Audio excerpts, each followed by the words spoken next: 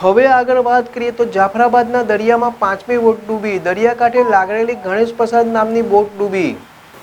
અમરેલી જિલ્લામાં છેલ્લા 5-6 દિવસથી અવિરત વરસાદથી જનજીવન પ્રભાવિત થયું છે. ત્યારે જાફરાબાદ દરિયા 5મી બોટ ડૂબી હોવાના વાવડ મળ્યા છે કે દરિયા કિનારે લંગારેલ ગણેશ પ્રસાદ બોટમાં નીચે ગાબડું પડતા બોટ ડૂબી. એક પણ ખલાસી વિના લંગારેલી બોટ ડૂબી જતા બોટ નુકસાન. પાણી વિભાગની બોટ પાણીમાં ગરકાવ. ઘટના સ્થળે અમરેલી એસપી સંજય ખરાત પહોંચ્યા હતા. જાફરાબાદ ધારાસભ્ય હીરાભાઈ સોલંકી અને માછીમારો સાથે બેઠક યોજી.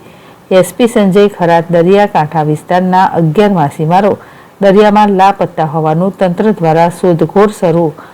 જાફરાબાદ તંત્ર એલર્ટ. દરિયામાં કરંટ હોવાથી દરિયા કિનારે ન જવા સૂચનાઓ આપી.